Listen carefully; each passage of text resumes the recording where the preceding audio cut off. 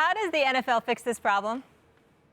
Look, a targeting rule would probably curtail targeting a little bit, but as Will and I discussed earlier in the show and debated about, the fact is a lot of times it's not really targeting. It's that a guy repositions himself, the ball carrier does, and suddenly there's a hit that's considered targeting that wouldn't be targeting.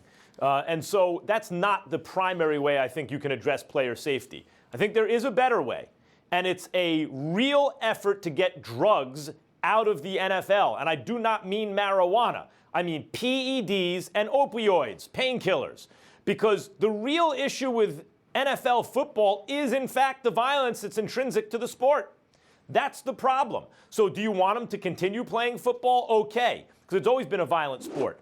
But the reason the impact seems even more kind of horrendous now is because the athletes are bigger, stronger, faster, better. So the collisions are more violent. How do you curtail that? Get the PEDs out. A lot of the reason, not all of the reason, but a lot of the reason they're bigger, stronger, faster, and better is because of steroids and human growth hormone.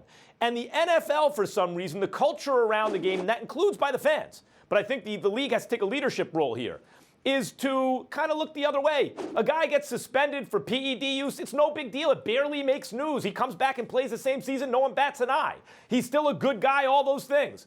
And you think about it, in baseball, the entire sport was changed. They had congressional hearings, and no one was getting hurt except the old-timers' records, right? Like, in a full-contact, head-to-head collision sport, where it's much more serious, PED use, it's not treated that way. That's one. Two, opioids.